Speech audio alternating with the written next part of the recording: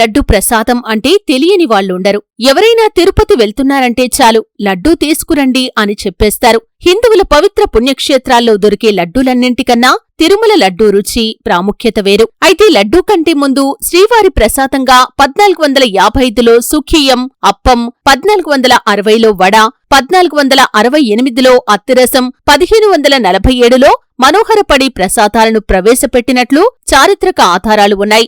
ఇక 1803లో అప్పటి మద్రాస్ ప్రభుత్వం శ్రీవారి ప్రసాదంగా బూందీని విక్రయించటం ప్రారంభించగా కాలక్రమేణా 1940 నాటికి లడ్డూగా మారింది. లడ్డూల తయారీకి వినియోగించే వస్తువులు ఏది ఎంత మోతాదులో వాడాలో సూచించే దిట్టాన్ని తొలిసారి 1950లో నిర్ణయించారు. ఆ తర్వాత 2001లో సవరించిన దిట్టాన్ని ప్రస్తుతం టీటీడీ అనుసరిస్తోంది.